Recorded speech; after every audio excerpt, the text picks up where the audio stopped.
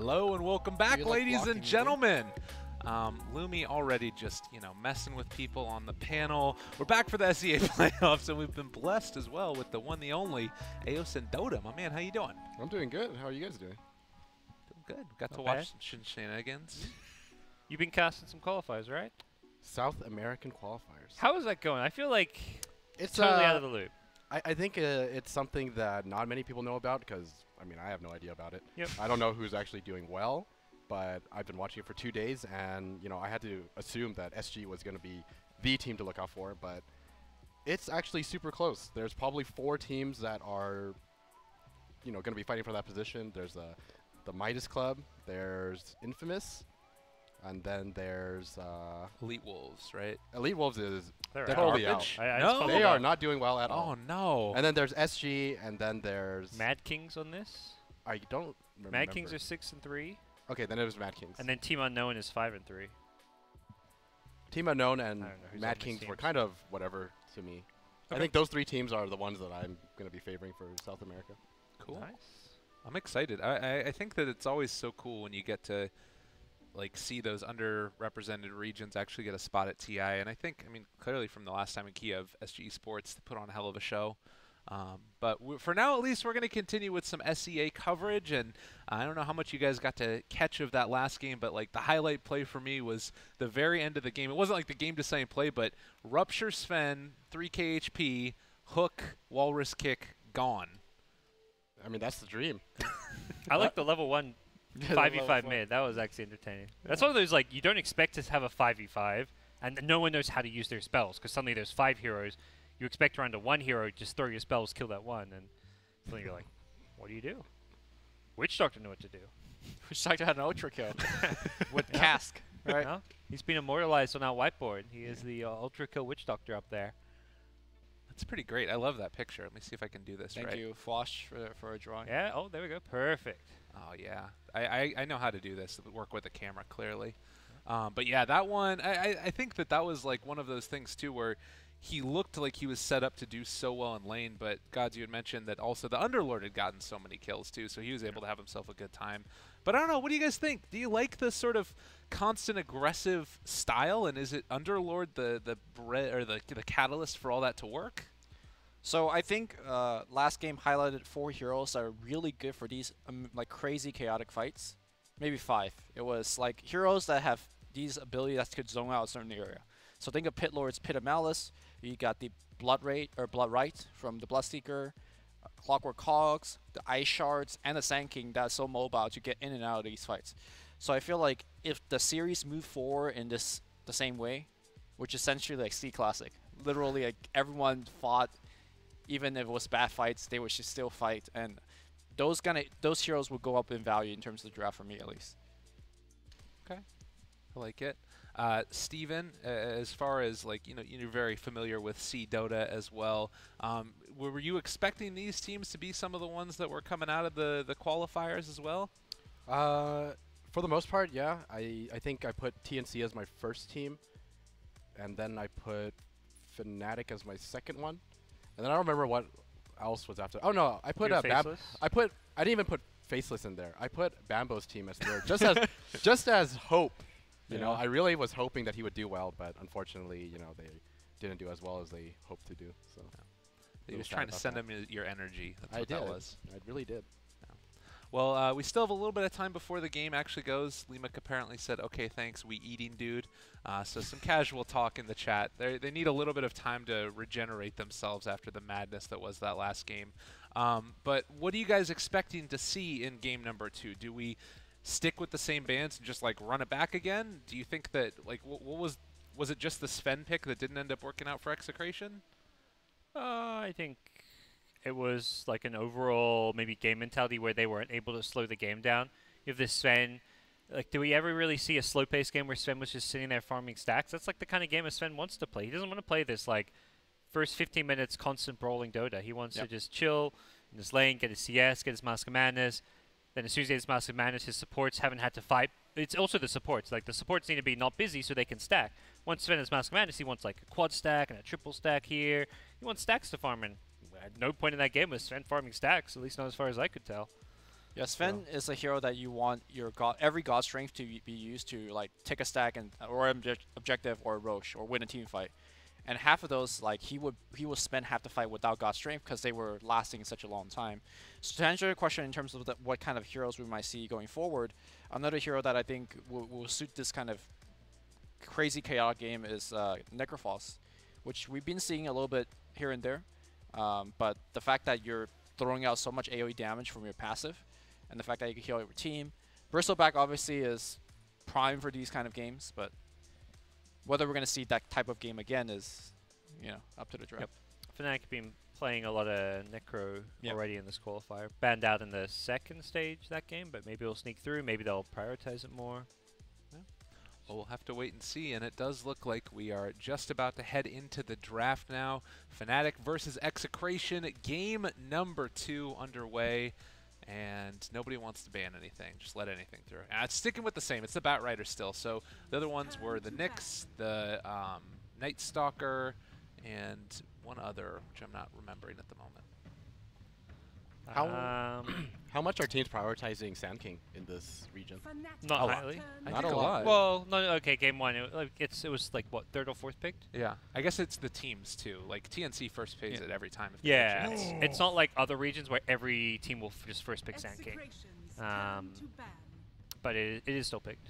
Yeah, I was just kind of curious because it's pretty much like in every single game in South America right now. Yep. I've seen the same in Europe and North NA where it's like you first pick that either Sand King or Clock is first picked. Yeah, pretty much. But it's definitely picked in one of the preferred 4s, but I think it hasn't been like that game was run as an offlaner, not a 4 position. I think the only unique 4th pick, or sorry, 4 position pick in South America that's heavily prioritized is Night Stalker, but I think a lot of other teams have been running it too. That's been a top ban for some of these other regions. It's actually not banned here. This is one of the first games I feel like I've seen without a Night Stalker ban. Yeah, they instead, Execration, take out the Underlord, so... Okay. Completely different. Does that seem like... for some reason, that doesn't feel like a QO hero to me. Maybe it is. Like, it's not mobile enough to dive in deep enough. It still wants to, like, run in and die sometimes. But It's more like the Ajit hero, where it's just like this more stable, consistent one. QO has played mid in some of their games when there's been a hero that he wants to play there, so... Venomancer is definitely one of those great heroes for brawling all the time. You know, Poison Nova, not exactly that long of a cooldown. You just run in there, and I don't know how people have been building it, but you drop your Veil and you ult, and you know. He's like an awkward cooldown hero where the ultimate's relatively short, but if you looked at the pacing of last game, which was like fights every minute, and it feels like a 20-second cooldown on Venomous scale might be a little bit like too long almost, which is crazy to think. But nice Stalker Puck. 10 seconds remaining. Talked about Execration being good puck player. Nando, 5 seconds. amazing puck. Had some big plays in the past. yeah, they actually got it around this time. And the Night Stalker there, it feels like this is one of those that can help to control the map, but also be very aggressive early. Like, he can match up and match the pace of a game when he's just flying around at nighttime, as long as it's nighttime. You know, that's, I guess, one of the other things is you have to make sure that you have something to carry you through, because Fnatic will keep running at you even when it's day. So Nyx, not bad as far as a hero to actually gank a puck with the Carapace on the Orb or Silence. The respect Bloodseeker ban. We've Yeah. been seeing it more and more in Phase 2. I think yesterday a team went up against Clutch Gamer, also banned out Bloodseeker in Phase 2 after they defeated TNC with it. The hero's definitely in the meta at the moment. Like, it's not like being commonly picked, but it's at least being considered and picked here and there. Yeah. It's very much a QO hero. I know that he spams it in pubs like all the time. So it's a very well-practiced hero. My favorite thing about the hero is that he also has a lot of very flexible builds.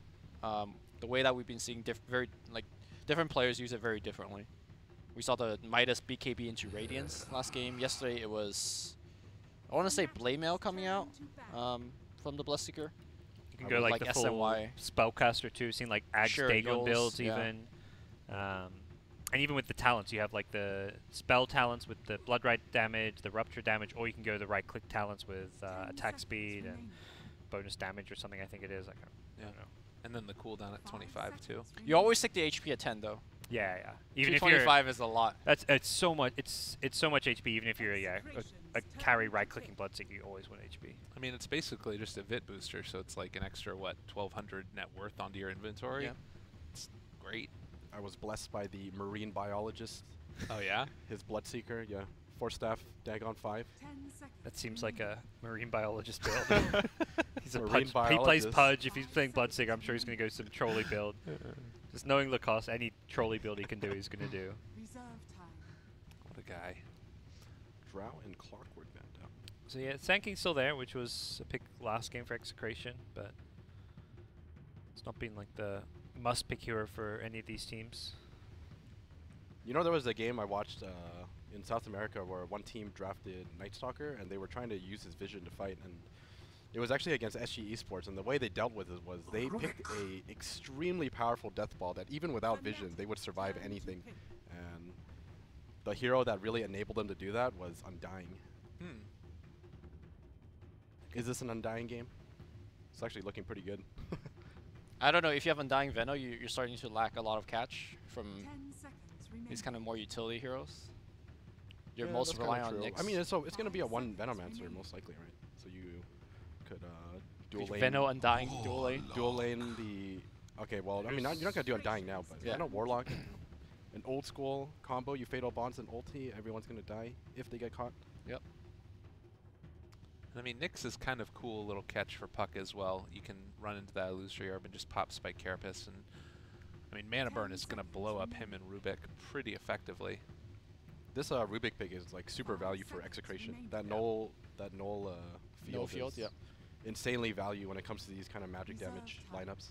Yeah, I feel like that particular part of the hero to me is one of the more underrated part. Like everyone thinks about like, oh, instant disable or spell steal, but Do you know what the exact percentage is if you have level 4?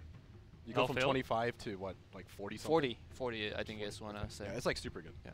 All you need 22. now is a hero that can buy pipe, and you're good. Of pain. And then you get Glimmer on the hero, and you're like just laughing at spellcasters. It's pretty cool, and the other thing too is that Fatal Bonds, I believe, increases damage based upon the type that was dealt, so Correct. it's Yeah. still going to be reduced even after that. And Quap now, maybe I really like this pick a lot. If you can find that Warlock at the start of the fight, just blow him up. All of a sudden, I mean, as you mentioned, that lack of disable that's there, this could be a problem. There's a very strong possibility of that happening as well, since they are running that Night Stalker. Is this going to be a 3 Night Stalker? Do they? They do that? the Puck in the off They do lane. Puck in the yeah. off lane. Okay. Interesting they picked their mid over their carry. I feel like a lot of teams with that last pick are normally prioritizing saving their carry, but at the same time I think that's starting to change because the mid hero pool has kind of gone to just like Lina, Quap, Puck Yeah, that's as like the big like you can pick these heroes anytime and they don't get counterpicked. Mhm. Like you're not worried about a Lina being counterpicked so much. You know, Parker, this like takes me back to Dota 1C days where they would just pick like 2 mid heroes essentially and put one of them in the safe lane. It would not surprise me if this is like Quap mid and Puck safe, cause especially Well, with Nando playing. Even Dota 1 Pinoy days, they would always do offlane Pucks and offlane Quaps, Yeah, exactly. offlane Miranas, because Yeah. they were bottle crowing. yeah, they have all three, bottle crow. the double crow. They Yeah. have 3 solo heroes, and then the supports, their job is to buy couriers and buy Exactly. bottles for Yep. like sometimes they'd even buy the bottle for their chorus. Oh man. Well, the support buying the bottle will be too slow, so most of the time the core still bought it for themselves. Yeah, but yeah. the courier definitely. The supports would buy 2 couriers and 2 courier upgrades. Yeah. That's something And then expensive. everyone's bottle crowing. Back then though, the couriers could ward for you, so Yeah. Right. Well, the other thing too was that bottle was much more powerful. yeah. Yes. That's true too. And it would be like you'd have 2 1v1 lanes where the solo players were just bottle crowing, and then you'd have a tri-lane versus tri-lane lane. It always worked out. Like both teams would tri-lane the same lane, Yep. and just that lane didn't get any couriers. You'd have 2 1v1 spammy heroes just spamming nukes, bottle crowing. It was entertaining Dota. I remember those days. Skywrath mid was super popular back in those days too, because of that. Just constantly spamming. Skywrath wasn't even a hero back then. No, it was. Dota well, 1? actually, no. This is when I watched it. It was right as Dota 2 came out. I was watching Okay. a Southeast Asian Dota tournament. I speak for the trees. I even remember the matchup. Ooh, the That's Ohio the Prophet. Ohio The hero. classic. We got the QO Ember too. I want to say that's gonna be his hero. I'm surprised that Execration banned out PA as their last ban, because to me it was very obvious that that's QO's or hero already, right? The Ember. It's very unlikely to see Ember Yeah, plus they PA were- plus Veno. I I guess guess maybe same they draft, expected Nyx offlane Or mid Veno Ember support, and yeah. Veno support. Okay. 5 seconds. I mean, the other thing too is that maybe this last pick just gets trashed by PA, and they were worried. that- Yeah, because PA is not great against Queen and Puck. These are elusive heroes that get away from you. can't really think of anything else that would be a reason for it except that. But we'll see what Execration's last pick is. What do they need? They've got good wave clear with the Quap Puck. They may want a hero that can at least deal with the tree in lane, though. Ursa, perhaps, could be a consideration. I feel like Sven again, but I Sven, don't really yeah. like it. Like, it's not really great, but Yeah. I don't know what else you go. Maybe like Gyrocopter and you try and fight a ton? Just not bad.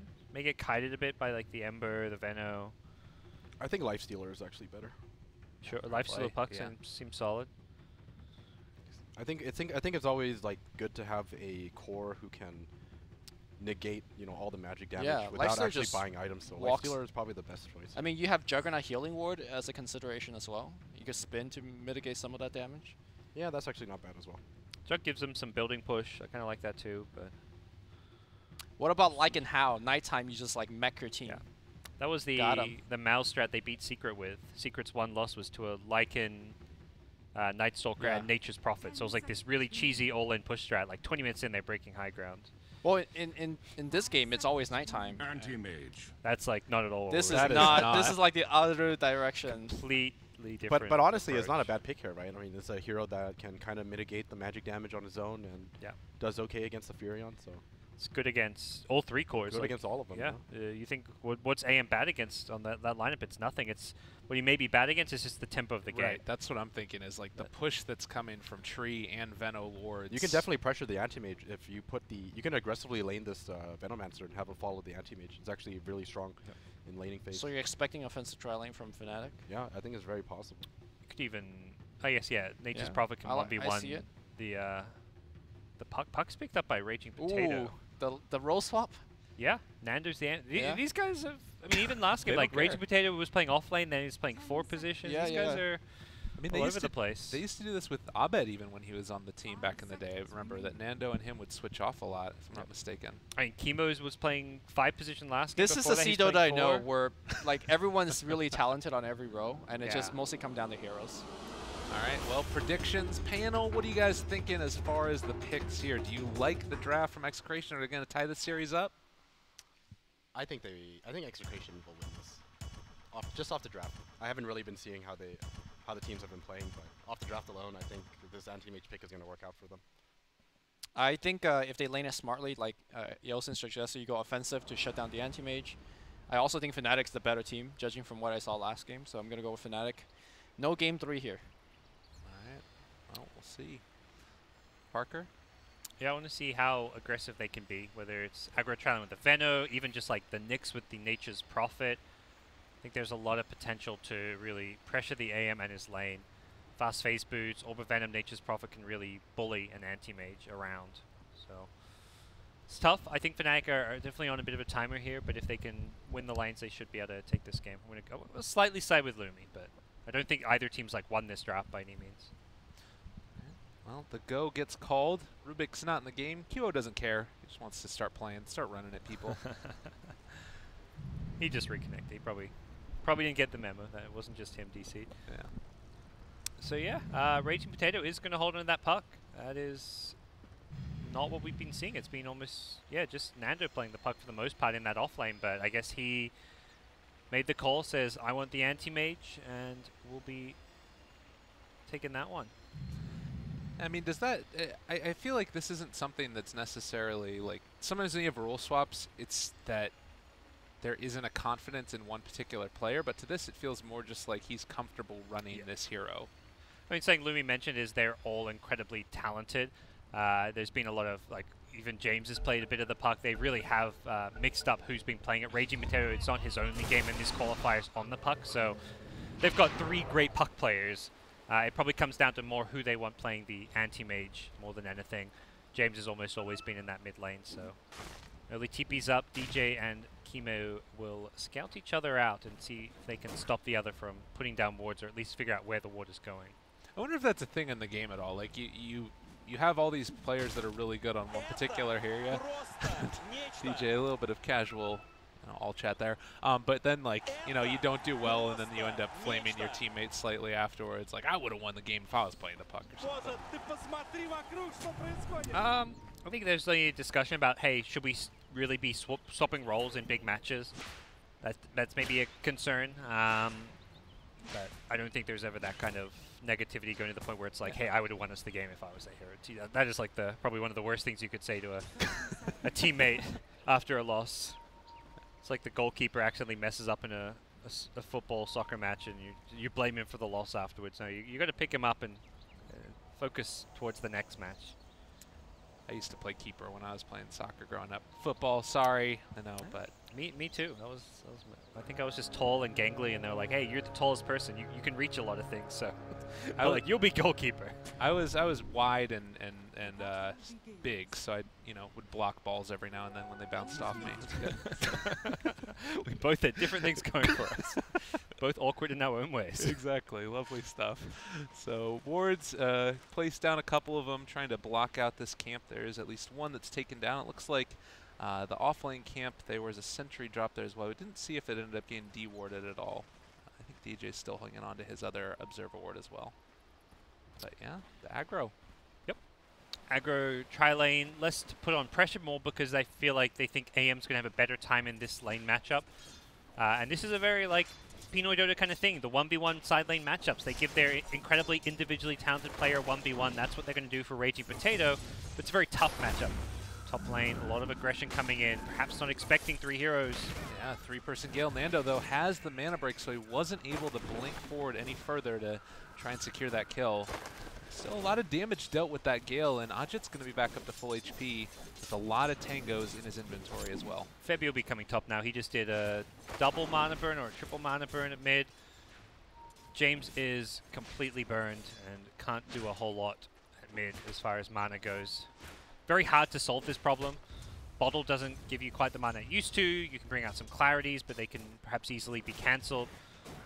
So it's going to be a tough, annoying lane for James. Man, Ohio is getting in the head of Raging Potato here. 3-3 versus 2-0 so far. Is this just by virtue of the Treants and their ability to help out with the last hitting, or is this just an outlane? This is... You start the lane with the 4 Treants. They're now 36 damage, not 32. A hero that's received some buffs, and he is just, outlaning Raging Potato largely through the nature of his hero having an advantage here. A good nature, you're really just seeing that he is one of the best Nature's Prophet players. Back when Bulldog was playing this year at TI3, he was the #1, and in my mind, Ohio was the second best Nature's Prophet player in the world. Bit of a TP back here as well. Febby going for, I guess, moving in to secure himself that rune, and maybe thinking about going for James. Is there kill potential there at all? Perhaps with him this low there is. He's grabbing bounty runes for now, and we'll swoop on in. Impale into Searing Chains. Yeah, there's kill potential. James is pretty low here. Yeah, they're going to go through. There's the There's mana burn mana. to start it. James not really caring, apparently, and I guess he just realized that he was dead regardless and wanted to get a last hit first. I think, yeah, was also probably caught by surprise by the fact it was a haste rune, so couldn't really be outrun. Just a bit of slow reactions there, unfortunately. Well, So things looking good in this mid lane for Fnatic. Top lane, some more aggression to pull in. Veno, some trouble. still does have that heal, and the Gale is going to do a lot of work. Nando, no more blink for 4 seconds. He's barely going to be able to survive through that 90 HP. And now RR getting a good bit of right clicks into him as well. Ajit is not afraid. He's just still going to come back in here. Last hit, pull the creep wave, and not miss a whole lot of CS. He's got a lot of tangos to play around with. Won't have mana for any more Gales is perhaps the bigger problem. Oh, Raging Potato in trouble. They get the block off with the trees, and they find the kill. Ohio knew what he had to do. He was owning as far as harassment. The CS was actually kind of even on last hits, with Puck just using spells to last hit, but the problem is you use those spells to last hit, you expose yourself like that to a kill. Puck actually going for an unconventional Orb of Venom pickup as well, which I'm not a big fan of. Another kill mid. Oh boy. That was a really odd decision. James got mana burned and then decided to stick around for more last hits. Raging Potato bottom is manned up and made his feet again. Oh no, What's he doing? Fnatic. That's phase boots on Nature's Prophet. You cannot fight him. Luckily he fogs, so he gets the salve off for a little bit, but he's still incredibly low. Oh man, he's trying to get out of there. He's going to be able to go for the orb. He actually doubles back, so he's going to be able to escape. Went for that Wild Wings on 10 HP. That's a nice big chunk of gold that can be picked up. TP bottom. This is Quap. This is a kill they have to get. He's going to TP out though. Oh, Ohio's already gone and still getting denies while he's out of there. Oh, excuse me, no, that was the puck. At the very least, they're able to get a little bit of alleviation of the pressure onto Raging Potato, but that hurts to rotate James and not TP'd find in. anything. There's so much wasted time. He's going to now blink his way back mid. Level 4.5 to the Ember. He's level 5. Ember not as high level as he could be because he's been sharing XP with Nyx, but still dominating the lane. Well and truly looking more and more like an anti-mage versus the world kind of game with the start that Execration have had. Is that something that's still... Oh, we might hold that thought as Lima Kazuna. Is that something that's still viable, though? I feel like we've seen a couple of anti-mage games go well, but it often is off the back of the rest of the team also having a good time and making space for him. Can he do anti-mage versus the world in modern meta? It's possible because of how well his hero matches up against Fnatic's lineup. Very good at dealing with Nature's Prophet. Veno doesn't really scare you at all with the magic damage. We may see more of a physical damage Veno build, if anything. I'd love to see that if Arjit farms well. The question is, can he actually farm well? He's been pressured a decent amount in lane and may not be able to find that good farm. See if they can find any more kills. This Invis rune on QO could potentially set up some aggression. He's holding on to it still for the moment, but yeah, obviously if he ends up leaving the lane at any point, Execration are going to have to be worried. Hyo's level 6 though. This ultimate is a big boost in damage anywhere on the map. Not to mention he can actually TP in as well. 3 points in Treants. If he does manage to find a kill on any of these heroes, it could be a pretty quick and easy tower as well. Being ganked though. 2 heroes down here is Rubik TPs and the third is walking. Night Stalker, no points in silence, so the ways to break a TP right now are Rubik Lift as well as a silence if he uses his ability to TP out. Potato still chasing. They're in range. The orb is there as well. No level 6 right now in Raging Potato, and is going to end up dropping down the trees as well. Ohio trying to back out. He ends up popping out, creating a couple of treants, wants to turn it, but is still going to die nonetheless. They get out for all the trouble. That's pretty cool. He sprouted himself and then used a Tingo out, so he gets some extra heal out of that, while also like vision blocking his enemies. But Night Stalker, of course, able to fly. Actually, does not get fogged by it, so well counterplayed. Kyo, though, he's set up on it. Wants to take down the puck, gets the chains, gets the kill. Nicely done. This Nyx with early mana burn has been incredibly effective. There are a few games where you want to go level on mana burn, but against the Quap, sometimes you see it against the Darkseer, he's had a very high impact and he's been incredibly annoying. Do you like the idea of maxing it second after Impale, or do you think that it's just too value having the Spike Carapace? I think the Carapace is a setup because you've got a... you can guarantee a proc against a lot of puck spells, Queen of Pain spells, so it sets up the Impale. Impale is just not a reliable stun, so you want to be able to set it up whenever possible. Big fight here going on. Ohio, if he is able to get out of here somehow, some way, they still fly up, but they haven't been able to bring down Ohio. Trying to man up against the puck. Puck's not going to be able to take down Ohio, and they get out. That one hurts so badly. James, though, comes in to clean up, and now QO has James gone too far. He doesn't have his Flame Guard up, still on a little bit of a cooldown. DJ here as well, trying to amp up that damage being dealt to James. They have all of the Fatal Bonds onto the creeps, but it doesn't look like it's quite going to be enough to kill him off as of yet. So James gets out. He's lucky the Searing Chains went to the creeps, not him. I was surprised to see Rubik actually pull with the Telekinesis Cure into the tower because it actually set him up to get a good chains onto the Quap, but the creeps bailed James out there. Who's continuing to struggle. Luckily does get the 1 kill for himself on the Nature's Prophet. Speaking of which, he's back bottom. Again, applying pressure, just not letting go of this bottom lane aggression. QO's also rotating back in.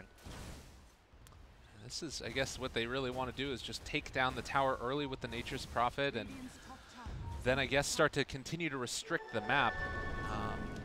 It's the style of play from Fnatic right now. It's giving a lot of room still to this anti-mage. Nando has the Ring of Health, top CS at least for now, and not quite top net worth.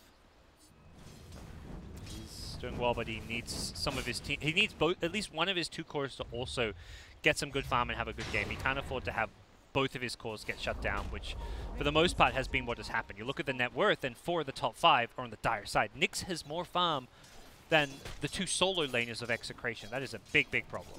Bevy's been having a great game for himself. They are going to get the Dream Coil out here, and it looks like he's going to end up dying. The epitome of Caster's Curse, but, yeah. you know. Unfortunately, didn't have mana for a Vendetta away, but he's very high level. immediately will probably TP to a lane with a Vendetta and look for a pick-off on respawn. May even consider trying to gank the anti-mage with a teammate or two. And Nendo a little bit low HP right now. And it's kind of hard to maintain that sustain in HP with the Veno in your lane. And still Ohio keeping the pressure bottom. See where it is indeed that Nyx Assassin wants to go. But you've got to imagine that if you're Execration right now, you know that the Vendetta is going to be coming. Yeah, they saw the Nyx in his levels, and as soon as you kill him, you know that Nyx's plan is like, okay, no longer am I going to sit in a lane, time to go and gank a lane. Nando has been scouted here, but they're going to need an extra bit of stun or lockdown to kill an anti-mage. If anything, Chemo may be the better target here. They haven't got any follow-up stunts for the Nyx is the big problem here. DJ just level 4.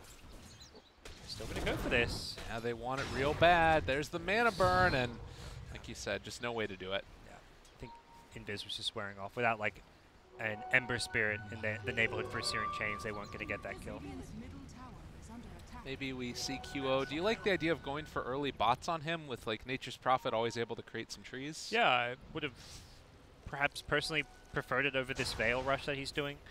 Again, I don't think it's necessarily obviously better, but I think given the nature of the aggression and the fact they've got Nyx roaming around ganking, Nature's Prophet who can TP anywhere on the map for a gank, having a Boots of Travel on Ember could be very value this game. Ember top is getting aggressive, is not going to find a kill, but yeah, I definitely think after the Veil he'll go with Boots of Travel. Could have definitely considered it even before if he wanted to. Bottom lane, Mana Void catching on Ohio and is going to end up dying there. So James able to pick up that kill with a little bit of help from the anti-mates. The double blink strat. Yep. But Fnatic wish they had the Bloodseeker again. This is the tough part, I think, for Nature's Prophet. You're very strong in the first 5-10 minutes in lane, but once your opponents get some levels, you have to be very careful about not going down too much. Oh, good silence there, but I don't think it's going to be enough to keep Puck alive. Down here bottom, they're also able to find themselves another. The Rubik got caught by the Mana Burn, able to steal it back, but is not going to be able to save his life. So Rubik goes down as well, and Ohio is even going to TP in, I'm sure.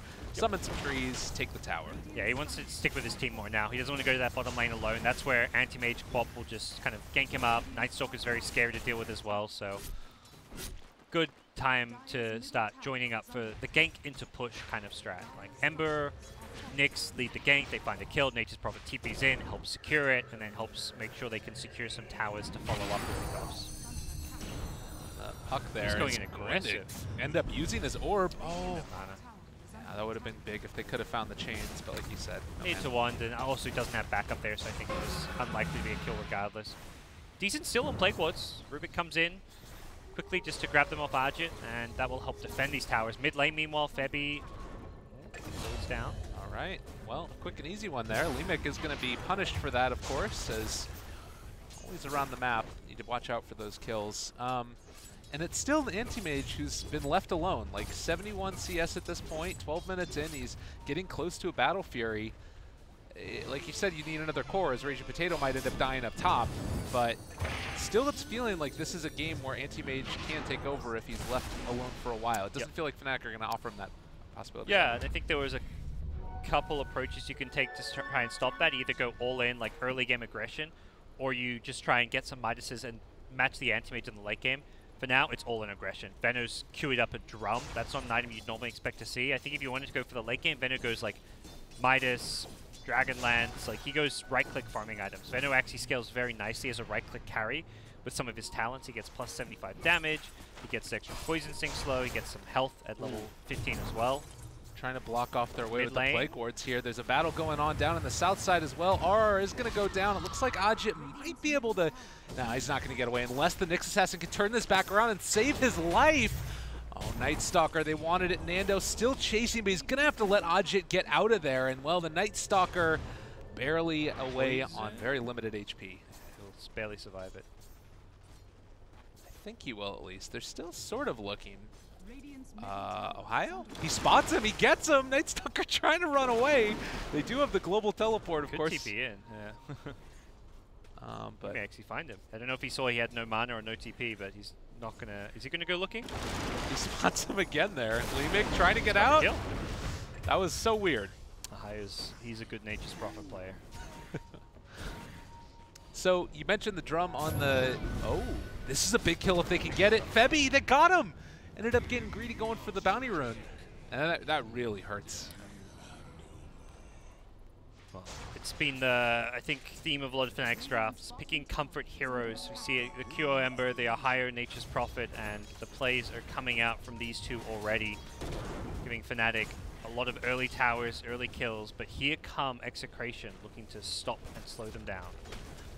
It's a big kill if they can get it. They jump forward onto Ohio to start the fight. Febby, they think about it. They turn back around with the Warlock ulti. Ohio still staying alive in this one. The Sonic Wave, it is going to be enough to kill him off. Raging Potato low on mana, but still trying to get away from them here. And Nando's shown up for the fight as still looking to take down GJ. He's going to be controlled. QO doesn't have enough mana for chains. Oh, he ends up popping the wand, and that's going to be enough for the kill. Very well played. Ajit now about to find Raging Potato as he can chase him down. Drops the ulti. That puck is out of there, I believe, is going to die. That is a huge fight. The Warlock was just ready for that aggression to come in. Nature's Prophet gets gone on and does ultimately die since he hasn't got the defensive capabilities against that kind of aggression, but it set up the perfect Rock Fatal Bonds combo. I think Quap lucky to have survived on about 80 HP with the Fatal Bonds, just that there wasn't any follow-up damage to completely kill her off, but that would have been a disaster of a fight if she had died as well. Even so, you see the result is 4 net worth leaders all on the Dire side. And QO is just feeling it. He just wants to keep on playing aggressive. I mean, he throws out a Remnant there to kill off James. Wasn't quite able to do it. He needed a couple more seconds before he was going to have a second one off cooldown. And I guess the only thing that you maybe need to be a little bit worried about for Fnatic is they have fully itemized for this early game pressure. Like double drums on their lineup as well. Yep. But it doesn't really feel like there's much that Execration can do to stop it and hold off the game, really. They've got the 1 Midas on Nyx, and I think now that you've got the Venos Midas, perhaps he's going to say, okay, we've secured the early to mid game, maybe now he goes a bit greedier. I think that his drums wasn't necessary considering Nature's Prophet had one, but we'll definitely see some elements of greed slip back in from Fnatic now that they have map control. They're probably going to feel like they can't actually break high ground, despite having this big 8k gold lead. So the greed will kind of come back. It's going to be more greed around the whole idea they have map control. So they're going to control all the farm on the map. It's going to be very hard for Execration to leave their base. And because of that, you can out-farm Execration and turn this like 9k gold lead into a 15k gold lead, then a 20k gold lead. The Plague Ward's stolen from Rubik is, like you said earlier, very huge too for trying to hold off against high ground. But like you mentioned, if it is still only farming 1 wave at a time, and Rubik's getting the majority of those kills with Plague Wards, it's not really what you need out of your team. Yeah. So looks like Roche is on the agenda for Fnatic. The Warlock Chaotic Offering's about to be back up. I think realistically the team fight of Execration just isn't really there to fight this, but they are smoked. They actually want to go have a go. This just seems very opportunistic of them. I don't really see this working too well. All right, let's watch if they can do it. Darkness is going to be popped immediately. Dream Coil, the Sonic Wave, not what they needed. Oh God, let it end. Execration just eviscerated in the river. Kind of how I saw that one go. And if they jump the Warlock and burst him down, perhaps. Oh, they're not done. Yeah. RR, he wants to get away. He's going to pop the Flame Guard and, well, you know, magic on magic damage. He's trying to get out of there, but QO just is having none of it. Yeah, he's got DD too. He's got some physical. Roche will be secured and 4 for nothing. Febby is like, anyone else lurking around? Let's dive some towers, see what we can find. But Roshan going to go to Arch. It looks like he has got a Veil. Oh no, sorry, that's QO with a Veil. He's going Radiance. He's the one who's going to get the Aegis. Arjit's going to pick up a Hood. So he is going to go very early game. They want to end this game fast, have a way to push high ground. And QO going to be kind of the late game insurance policy with his build. Looks like he ended up just popping a Remnant, maybe going to head back home also. Nando, 18 minutes, finishes off the Battle Fury. It's a tough game for the Anti-Mage. Like, this is sort of what we were talking about in the draft, though, too, where we felt like they needed something that could fight earlier, and this is the problem with that not happening, is now you're left in this situation without any way to stop the push. This puck just got owned so hard bottom lane. That's definitely one of the biggest issues. You give the puck a 1v1 lane. He's meant to be the hero that does okay in lane, can then be a tempo controller and fight early on, but he's been playing catch-up all game long. Well, there's a Battle of Ruin over here by the Ancients. That is going to be a dead Rubik. And looks like the Night Stalker will get out. In the meantime, Febby is still chasing the puck, who is going to be able to walk away. Raging Potato just gets the TP out. And, well, top lane now, they've caught the anti-mage, the hero that was meant to be the be-all, end-all. It's not feeling like it. Feeling pretty neutered at this point by Fnatic's aggression. Well, last game, they put on quite a show, and it felt like Execration had ways into it. This game, I don't know what the hell you do. This is just, it's so impossibly hard to deal with this. It's Plague Wards on RR yet again, but... Yep, QO TP's bottom to defend, but he's left a remnant behind so he can rejoin his team fairly soon. Looks like he may just want to finish off his Radiance if he can before coming back. Now, he's got the money, but doesn't have the courier access. The pipe means this Quap Puck duo are not going to be dishing out much damage. Like, it's already an underfarm Puck, and now you're looking at even less damage upward. There's no Veil or anything like that on him. The Veil is on the Quap, but very hard to take fights. Execration are going to maybe look to use this nighttime to get initiation. The Warlock has Rock back up, though, and if he positions well, it is so hard to do anything. Oh, God, they're going to jump on the Warlock's Venomancer. ready. This is not going to end well. They don't even actually need to use it. Immediately, Execration are like, yeah, let's not do that anymore. Definitely they needed to just hightail it out of there. Ohio wanting to come in and take him down. Nonetheless, chains on to 2. That is going to be a hell of a lot of damage. The Quap is dead. The Rubik's dead. Night Stalker's dead. They're all dead. Ohio's like the most selfless player. He's like, he TPs into 4 heroes knowing that he's likely going to die, but his team are going to win a fight. He is like the definition of a selfless offlane player in my mind. Never thinks about himself or the outcome for his hero. It's always about the outcome for his team. TP's in, dies for the cause, and Fnatic are on high ground. Do have an anti-mage split pushing top, getting a tier 1 tower, but at this point, losing Rax, you don't care about losing a tier 1 and anti-mage getting some split pushing. Oh, no, and again, Puck, it's just, it hurts every time seeing him go down like that. You've got that anti-mage, like you said, he's up there in the top lane, but QO just wants to dive deep for them. He's going to be able to kill off that Rubik another time. 8-27, and maybe they end up getting a tier 2 tower here. Nando is doing whatever he can. This game feels, I mean, it's over. There's nothing to do. There's no point anti-mage coming back to defend. All he can do is split push, and they're going to die even further. Yeah, Kiss killing him. And Lumic is just going to try and run away. It's an ultra kill for QO. Oh. Anti-mage will just keep telling his team, like, guys, this Ember has an Aegis. What can I do? I'm just going to, this is my job. This is what you picked anti-mage for. You know, I think I got reported in a game for doing this one time. Pubs don't understand. Yeah, I mean, this anti-mage is doing the right thing, but it's more like the fact this game is just kind of lost at this point, as you said. Very little they can do. QO tries to TP back, gets it cancelled by a Dream Coil. Okay. But Febby's there to defend top, of course. I mean, you're not going to give up a Rax at this point. You can finish off bottom lane with 3-4 heroes. You've got an Aegis. QO doesn't really care what happens right now. They may even go for the third lane. Yeah. Febby forces the AM to TP, and then he's already headed back to the Radiant base. And we're going to see exactly why it is that the anti-mage didn't TP back, because there's nothing that he can really do to stop this at all. And yep. I mean, this is... Still 30 seconds of Aegis left. QO is unkillable in the sense that he has got the 2 lives to work with. Got to kill him twice. It actually is going to expire in 17 seconds. Oh, he found Quap in the side. Oh no, Queen of Pain, run away! There's a remnant forward as well. If they wanted, they could just dive for James, but yeah, it's Execration staying in until the bitter end, and it is quite bitter for them indeed. QO's just going to back off, get his regen before going back in. Does lose the regen. Okay. But he's got plenty of HP in mind still. This is the part, this is the line in the sand. Go for it, everybody. They're trying to take him down. Nando trying to burn through the mana, but it was never going to be enough. Mana Void, the most ineffective one that we've seen in a while. They kill off the Ember, but they lose the game. Sad trombone indeed, James. Well, Gods, Fnatic 2-0. What do you think?